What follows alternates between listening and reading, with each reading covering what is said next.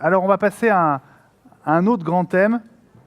Et là, vous allez pouvoir ouvrir grand les yeux et les oreilles, parce qu'on va parler de divertissement ou d'entertainment, comme disent nos amis anglo-saxons. Alors, bon, vous avez remarqué que ce soit les sonneries monophoniques ou le développement de la télévision mobile personnelle, le divertissement sur mobile n'a pas toujours été couronné de succès. Pourtant, depuis Sugarman, premier film oscarisé tourné en partie avec un iPhone, ou encore depuis l'avènement d'iTunes comme premier magasin de disques au monde, le mobile semble désormais jouer un rôle prépondérant dans la production et la diffusion de contenus audio et vidéo. Je ne sais pas si vous savez qu'un théâtre à Barcelone a mis en place assez récemment un système de tablettes qui permet de facturer les spectateurs au nombre d'éclats de rire grâce à un système de reconnaissance faciale.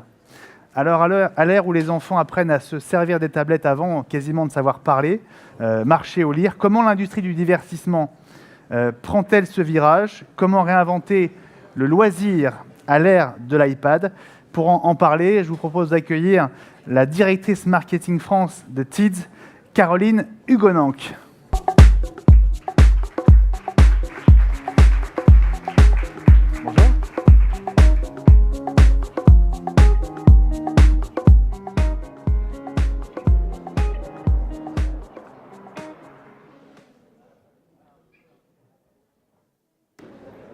Bonjour à tous.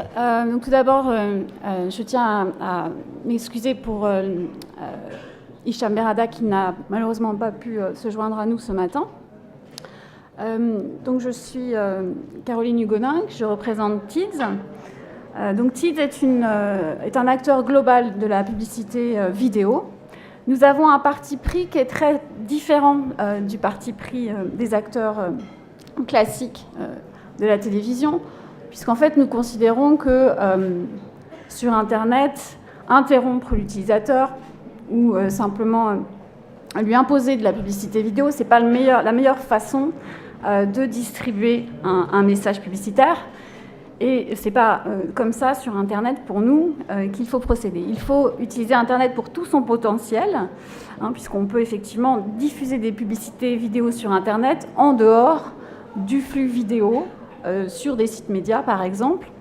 Et c'est ça que l'on cherche à exploiter chez Tids en créant des expériences utilisateurs avec des formats tout à fait innovants. Donc aujourd'hui, Tids, c'est une entreprise qui va faire 100 millions de dollars de chiffre d'affaires dans le monde et qui est présente dans 25 bureaux. Donc un acteur global. Alors, ce que je voulais faire ce matin, c'est partager avec vous un certain nombre de convictions qu'on peut avoir par rapport au mobile dans cet univers des médias et du divertissement. Alors la première chose que j'aimerais dire, c'est qu'on attendait l'année du mobile, on l'a attendu un certain temps, et en fait c'est l'ère du multi-écran qui est arrivée, parce qu'effectivement, aujourd'hui dans les foyers, on le voit tous, on le constate tous, les écrans se multiplient, on en a 6,3 en moyenne, on a 30% des foyers qui sont multi-équipés, et tout ça crée un nouvel écosystème pour les médias naturellement, sachant qu'aujourd'hui, on a 2/3 des utilisateurs qui utilisent au minimum 2 écrans. Donc il faut gérer et s'insérer dans ces nouveaux usages. Quand on regarde la vidéo, on a 25% des vidéos aujourd'hui qui sont vues sur mobile et tablette. Donc ça représente quand même une part assez importante de cette consommation de vidéos, le mobile. Alors naturellement, chaque écran a ses spécificités. Chaque écran va être caractérisé par un certain nombre d'attributs. Donc la télé, ça va être le média du domicile, du foyer, le média familial, d'information et de divertissement, donc plutôt consommé sur une tranche horaire de 20h à 22h, l'heure du prime time. Le PC, ça va être plutôt l'équipement qu'on va utiliser pour des usages variés qui peuvent être professionnels naturellement. Donc ça va être plutôt utilisé en semaine sur des créneaux de journée. Le mobile, naturellement, on va l'utiliser dans tous les lieux pour se connecter à Internet. C'est aussi un outil de communication et c'est également un équipement qui est tout à fait personnel. Ça reste sa caractéristique la plus importante en termes de communication. Et on va l'utiliser, bien sûr, tout le temps et en particulier sur des tranches de soirée 18-20 heures. La tablette, quant à elle, c'est un équipement qui n'est pas vraiment mobile, puisqu'elle est plutôt utilisée au domicile, dans une fonction de divertissement. Et c'est aussi un équipement partagé, même si on a de plus en plus de foyers pour lesquels on va retrouver plusieurs tablettes par foyer. Donc on est sur une consommation plutôt week-end et plutôt en soirée, qui est d'ailleurs appareillée avec le prime time de la télévision. Alors, c'est très important pour nous de comprendre et que les marques également étudient et comprennent ces interactions entre les écrans, les arbitrages que les utilisateurs peuvent faire entre les écrans et leur cheminement.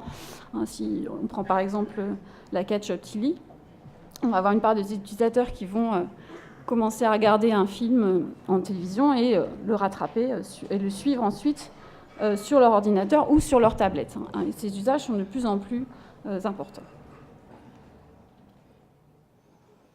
Au final, quand on se replace du point de vue de l'utilisateur, le poids du mobile aujourd'hui, quand on regarde l'utilisation d'Internet, c'est 50% du temps passé.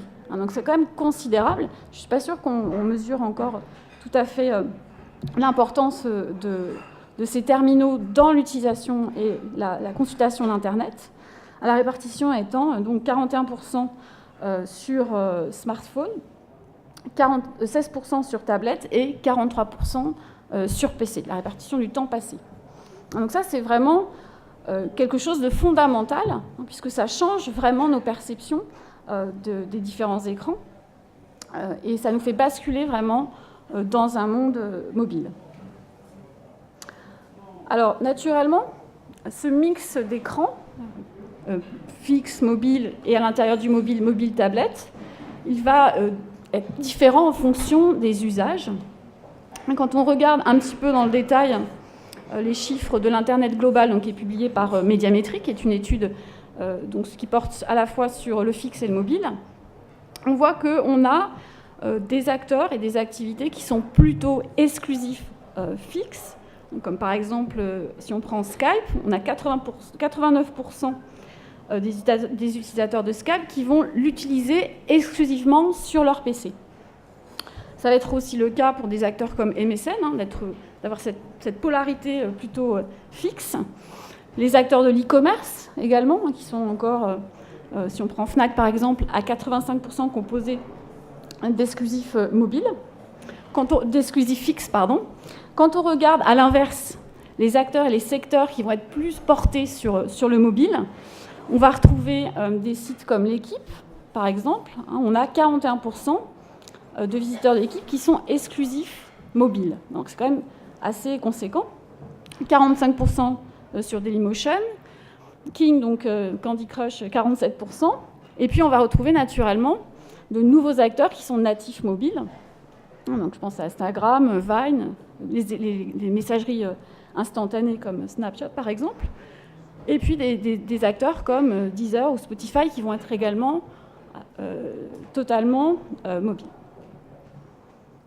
Alors c'est intéressant de voir effectivement que pour le secteur de l'entertainment, il y a un très fort appel et un très, très fort transfert des usages vers le mobile. Alors c'est à la fois une opportunité et cela pose en même temps un certain nombre de questions, notamment par rapport au business model. Et les déclarations de Taylor Swift sur le téléchargement de son album, l'écoute de son album sur Spotify est assez, je trouve, significatif de cette tension qu'on peut avoir par rapport au business model sur cette industrie de l'entertainment. Quand on regarde Spotify, on a 75% des utilisateurs gratuits qui sont donc financés par la publicité, qui vont représenter 9% du chiffre d'affaires de Spotify, 9% de ses revenus. Donc vous voyez qu'on a une distorsion très importante, enfin un équilibre un déséquilibre qui est très important entre le poids de ces utilisateurs et le rapport en termes de revenus, tout simplement parce que effectivement la publicité aujourd'hui sur mobile n'est pas encore très développée. On est vraiment en phase d'amorçage. Si on regarde le marché français, sur le premier semestre 2014, pas 2013, on est à 56 millions d'euros investis en mobile, donc ça représente 14% des investissements sur le display. Alors certes, c'est en très forte croissance, mais on pense qu'il y a un potentiel très important sur ce marché. Et on a une conviction chez TIDS qui est que la vidéo, ça va être un des accélérateurs de cette publicité sur mobile. Il y a une très forte demande des annonceurs sur la publicité vidéo, multi-écran, hein, donc que ce soit sur mobile, sur tablette ou sur PC. On a aujourd'hui des formats impactants, des formats vidéo qui sont très impactants en termes de mémorisation, beaucoup plus que ne peuvent l'être les bannières sur mobile.